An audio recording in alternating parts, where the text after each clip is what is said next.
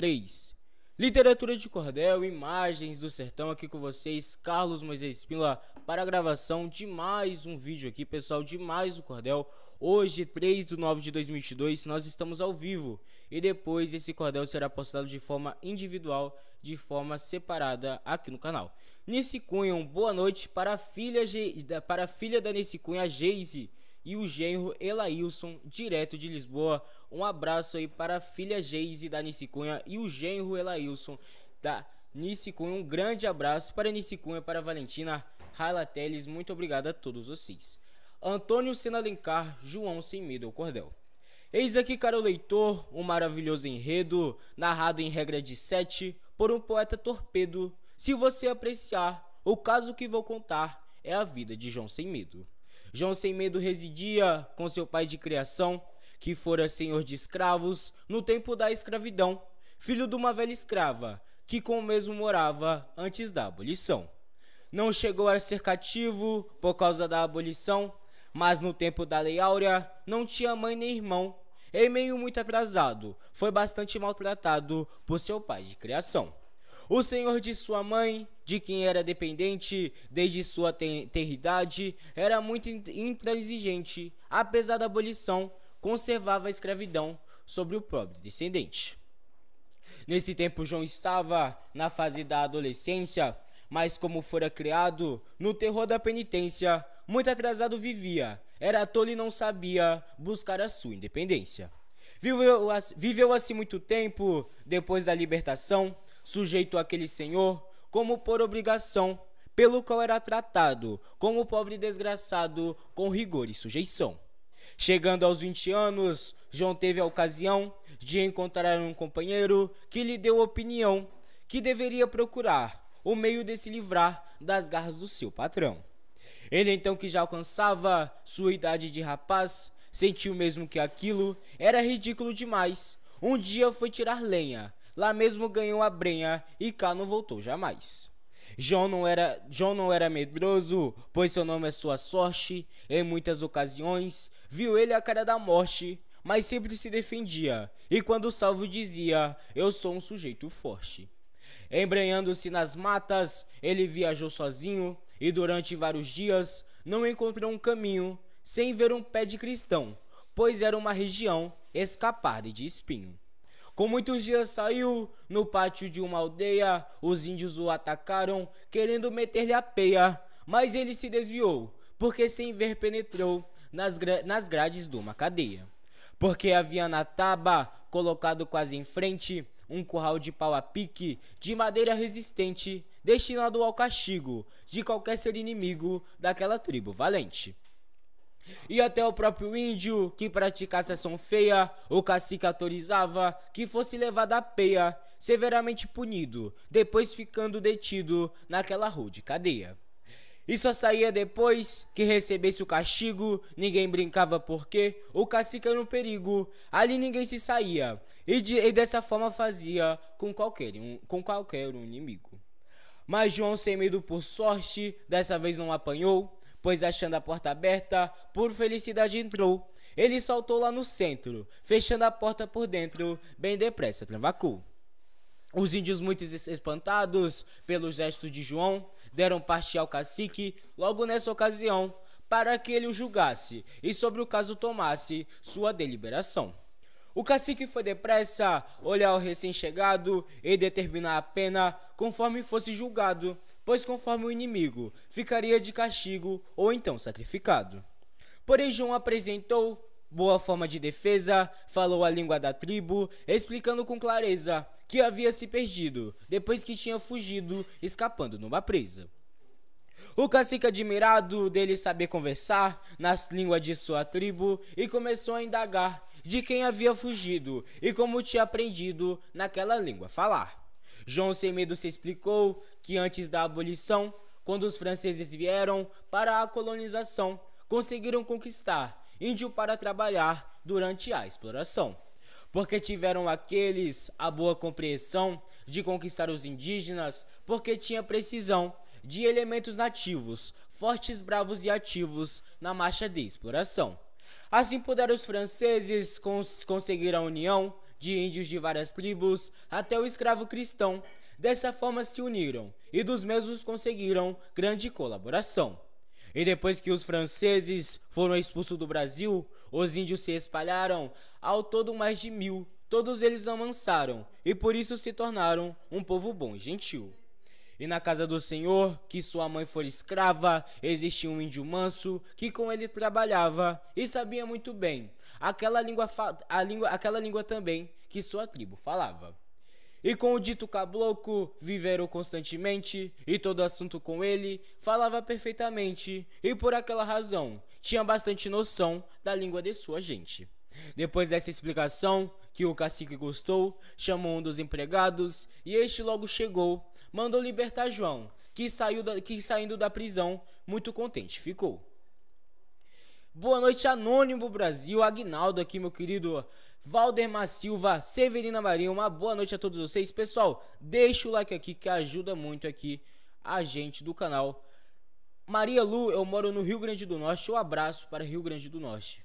Ele então levou João para o centro da aldeia, Em seguida o chefe índio fez um convite a João para ali acompanhar até sua habitação. Ele atendeu sem demora, seguindo na mesma hora, com muita satisfação.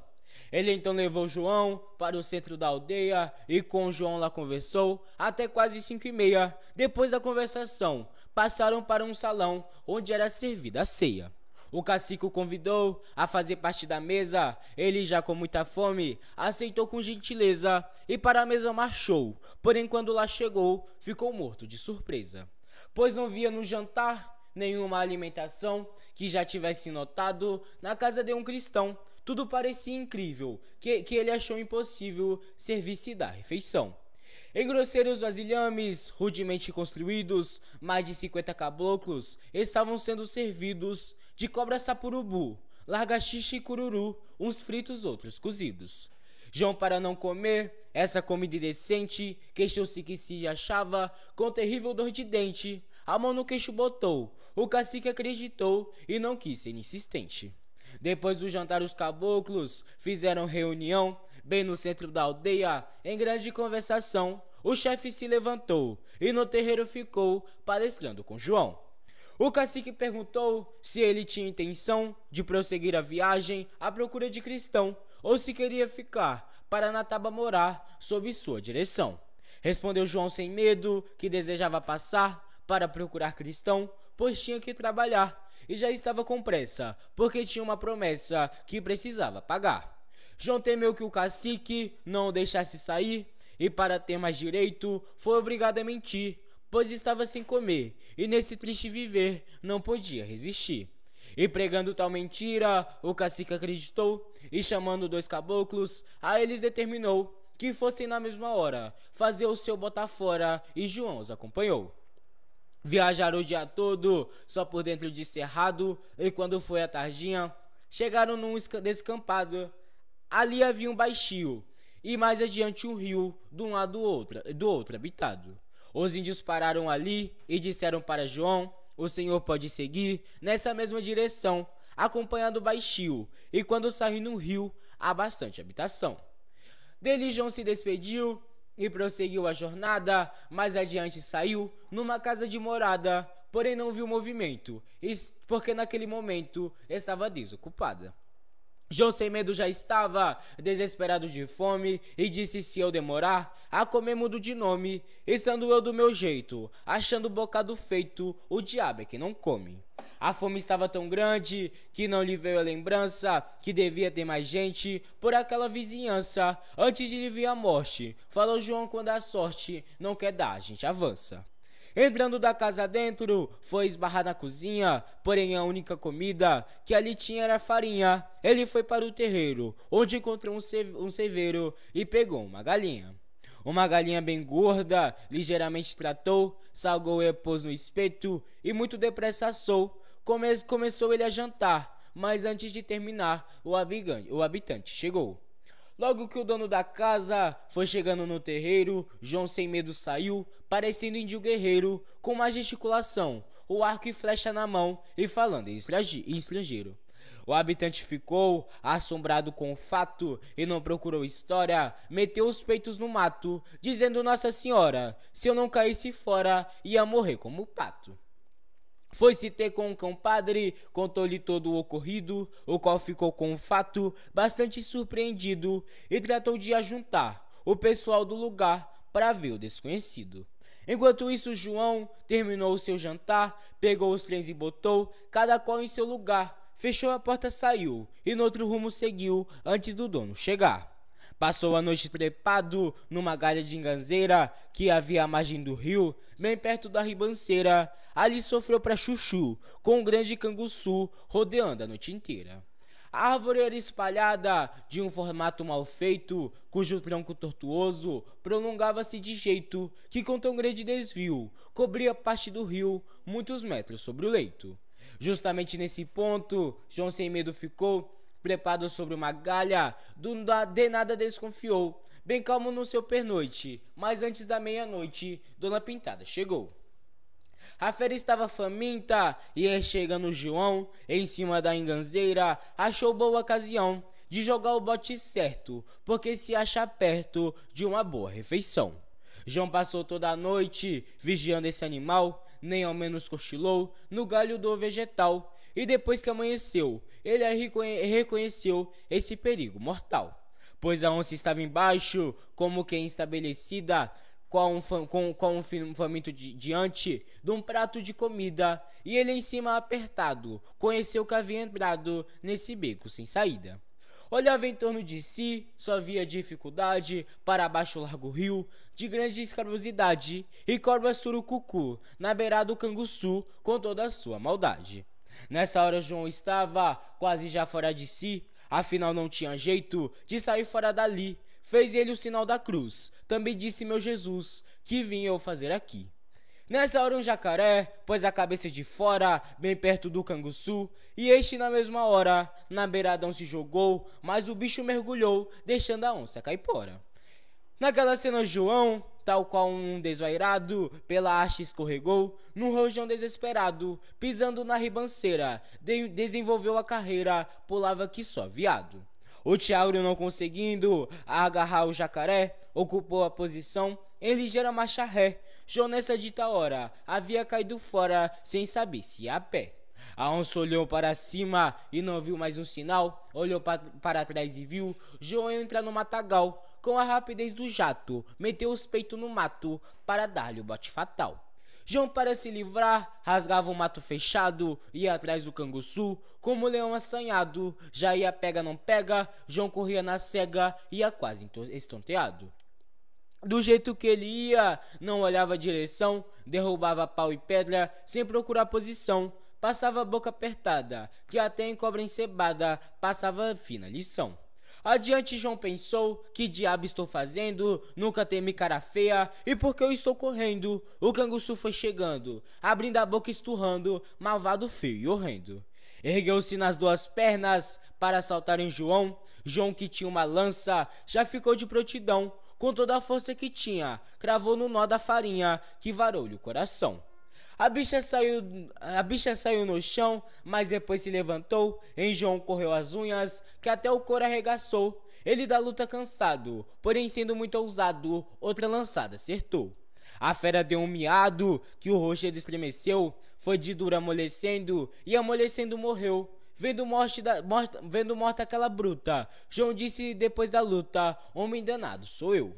Se aproximando da fera, pegou ela pelo rabo, porém não pôde arrastar, que era um peso do diabo. Disse João: Não sou valente, é que com medo de dente o GT tornar-me brabo.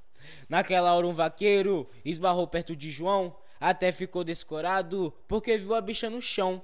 Viu João todo arranhado, o mato todo assolado, opinineira do cão. O vaqueiro perguntou: Mas foi o senhor sozinho que matou este animal? No meio de tanto espinho, disse ele: Meu amigo, eu me vendo no perigo, não procuro outro caminho. Corri para me livrar, porque sozinho me via, a fera correu atrás, de mim muito rugia. Eu que não tinha outro jeito, cravei-lhe a lança no peito, logo ela viu que doía. O vaqueiro apavorado explorou seu animal, e correndo para a fazenda, em disparando infernal, e fez com toda a perícia espalhar toda a notícia do caso fenomenal. Toda aquela redondeza já andava na espera pela notícia do índio que numa casa estivera, cujo dono em desespero falou do índio guerreiro e ninguém soube quem era. Com a nova notícia de maior repercussão, reuniu-se todo o povo que havia na região, pois julgava um exagero a história do vaqueiro contada de supetão. E assim foi todo o povo, morador da região, em procura do local, que segundo intuição de uma notícia sincera, um homem matara a fera da terror daquele sertão.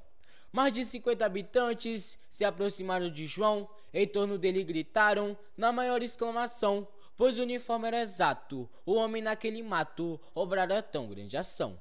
Levaram um monstro terrível, sem mais articulação, para a fazenda mais próxima, cheios de satisfação, e com o nosso Senhor, foi João levado em andor no meio da multidão. Na chegada da fazenda, botaram o monstro no chão, e o povo não sabia a quem mais dar atenção, se ao monstro carniceiro ou ao herói do cavalheiro, autor da execução.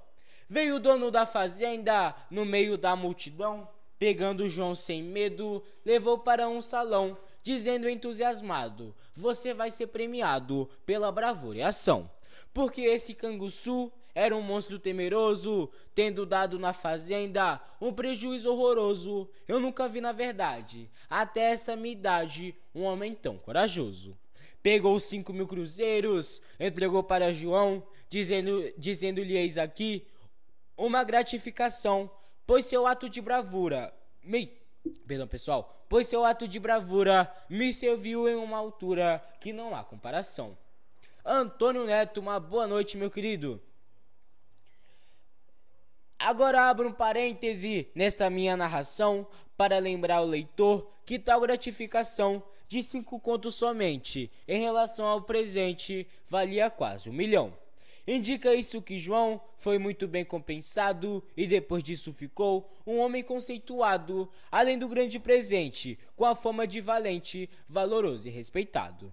Em seguida o fazendeiro explicou para João que distante 20 léguas daquela povoação tinha um rico criador que sofria a mesma dor sem encontrar salvação. E continuou dizendo: o homem lá é decente, é rico bilionário, porém vive o descontente, e de certa maneira horrenda, desprezou sua fazenda por causa de uma serpente. É uma fera terrível, outra igual nunca se viu, até hoje não se sabe de onde essa bicha saiu, mas chegou nessa fazenda com uma fúria tremenda, pois a tudo destruiu.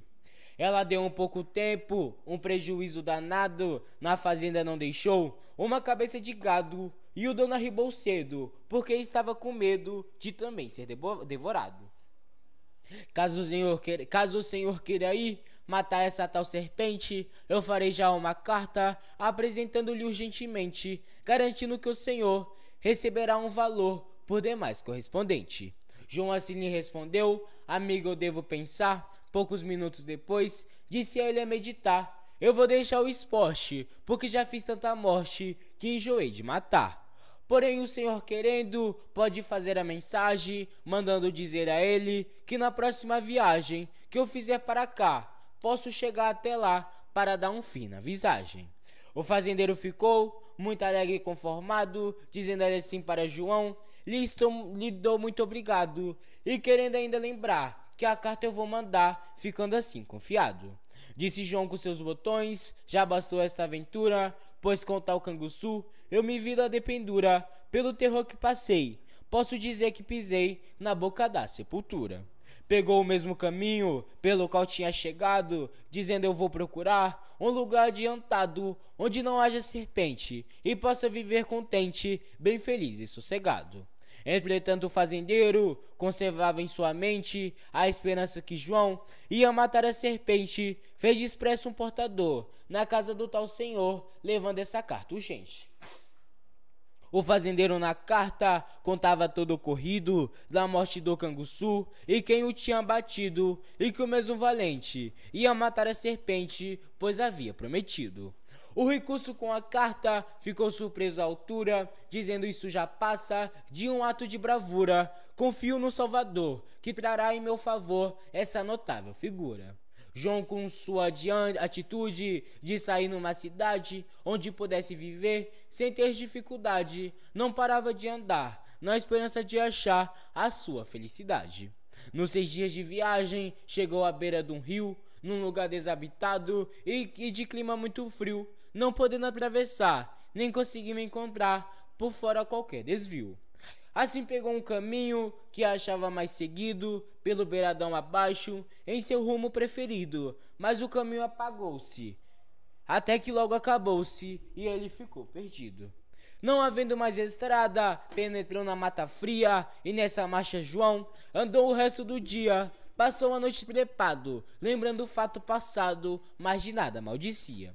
Viajou outro dia, dentro da mata fechada, sem ver um pé de cristão, sem achar uma estrada que lhe desse uma esperança de encontrar sem tardança uma casa de morada.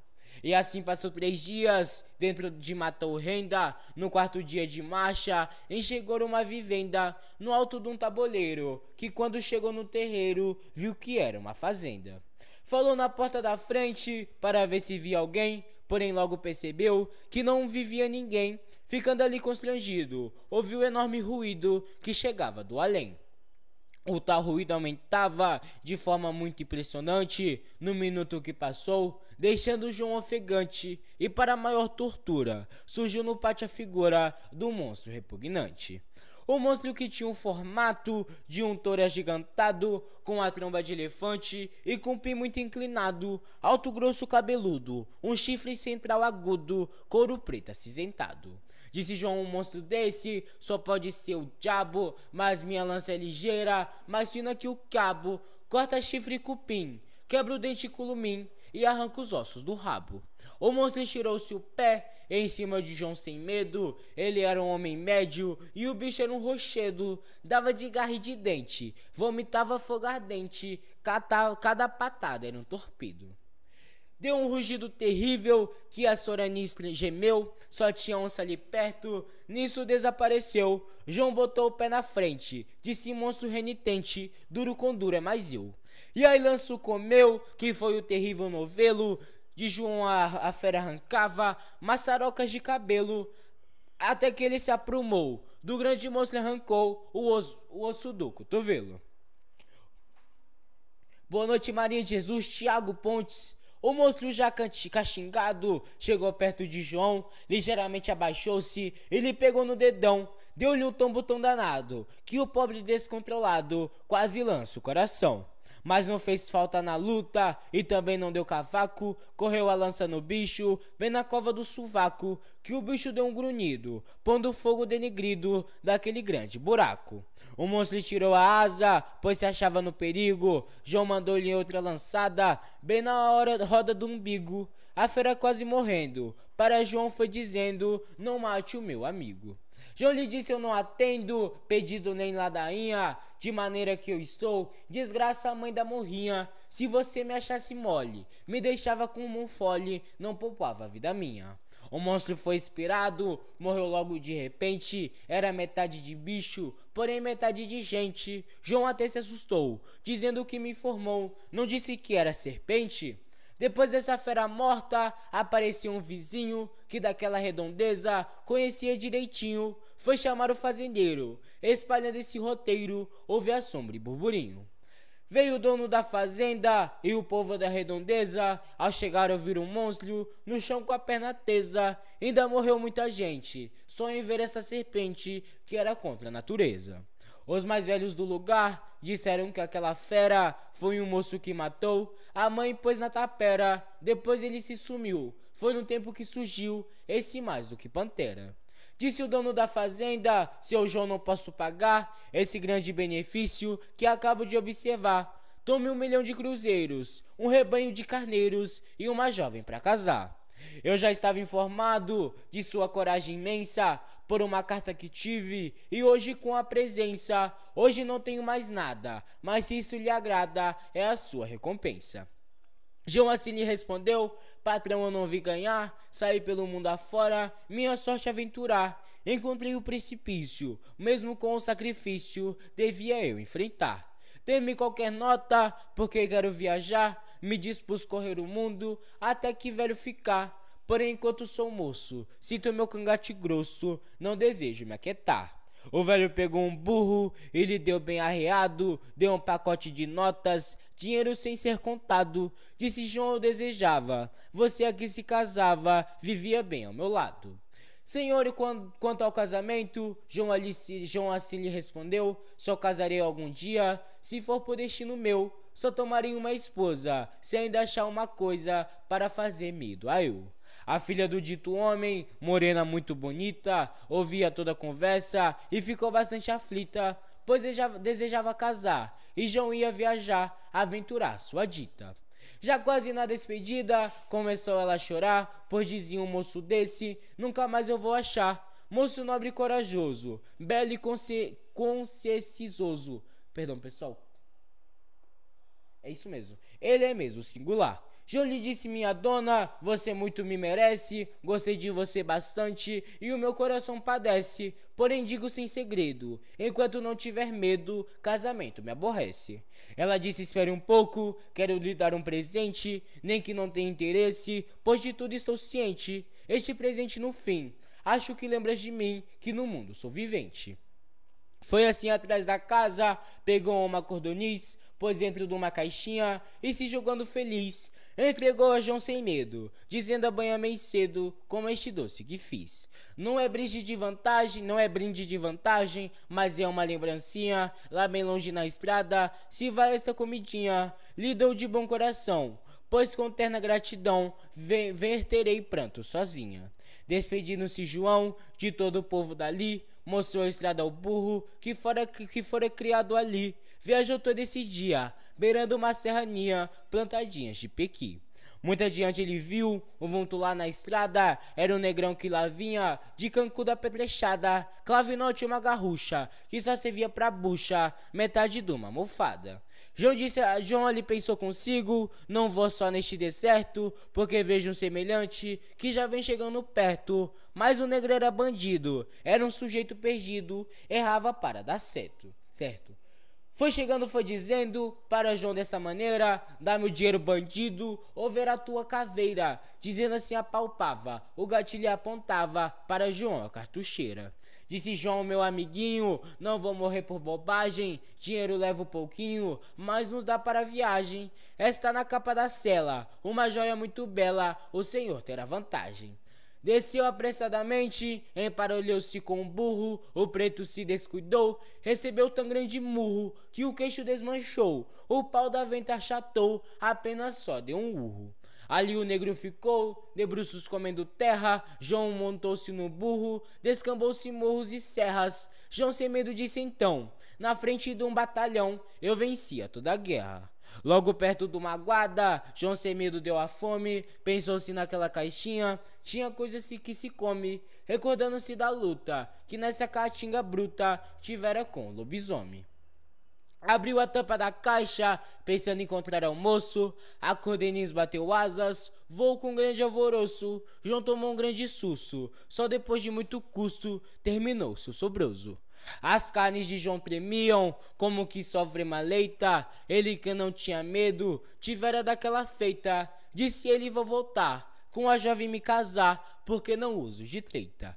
Foi de volta na estrada e chegando na fazenda, falou ao proprietário: o senhor me compreenda, veio aqui pra me apelar, um presente singular, ia mesmo de encomenda. Aí contou todo o caso, que foi fazer refeição, e a comida papilou, voando de supetão, e dizia sem segredo, que tivera tanto medo, que deu frio de sezão. A donzela lá ouvindo, da sala para a cozinha, sorria porque sabia como fez a panelinha. Houve todo aprontamento, logo mais o casamento, no altar da rima minha. Literatura de cordel, João Sem Medo, autor Antônio Senna.